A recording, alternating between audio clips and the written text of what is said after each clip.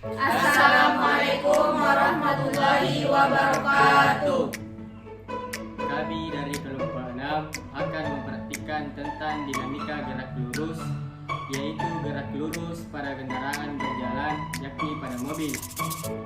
Baik, sebelum memasuki inti, kami akan memperkenalkan diri masing-masing. Saya Hairul Budianto. Saya Nufirin Adrianti. Saya Samsinar. Saya Hidayah. Saya Nur Al-Saulia.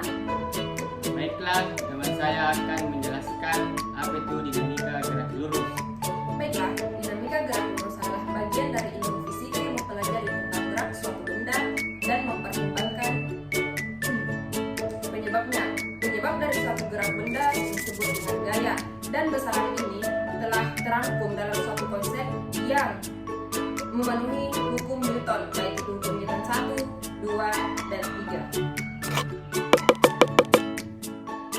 Hukum Newton 1. Benda tidak akan bergerak selama gaya yang bekerja padanya adalah nol. Hukum ini juga biasanya dikenal sebagai hukum inersia. Hukum Newton 2 menyatakan bahwa percepatan suatu benda berbanding lurus dengan gaya total yang bekerja pada benda tersebut dan berbanding terbalik dengan massa bendanya.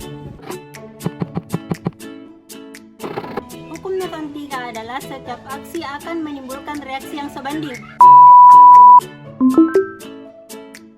Baiklah, itulah tadi pengertian dari dinamika gerak lurus, hukum Newton 1, hukum Newton 2, dan hukum Newton 3. Nah, sebelum kita masuk ke prakteknya, saya akan memberitahukan alat dan bahan yang digunakan dalam praktek ini. Alat dan bahan yang digunakan adalah yang pertama mobil, kedua meteran, yang ketiga timer atau handphone, yang keempat adalah penanda jarak.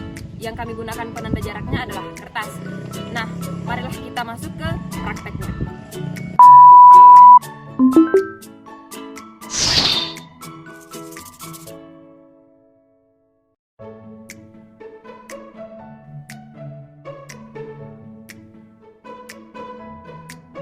Pada hasil yang kami dapatkan, yaitu pada hukum Newton 1, kami mendapatkan bahwa penumpang akan terdorong ke depan ketika mobil yang bergerak cepat tiba-tiba direm.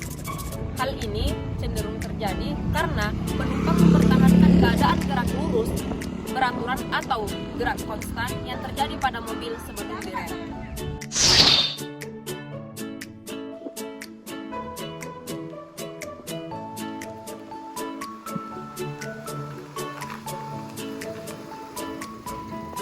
Pada hasil percobaan kami yaitu hukum Newton 2, kami mendapatkan mobil dari percepatan dengan gaya dorong dari mesin.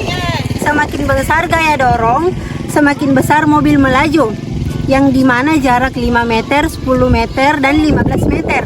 Waktu yang dibutuhkan berbeda-beda karena kecepatan mobil bertambah.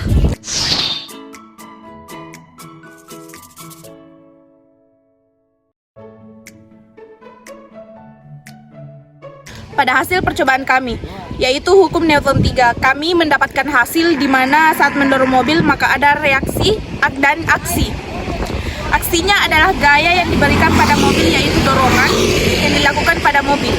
Dan reaksinya adalah gaya yang diterima oleh mobil, yaitu percepatan mobil.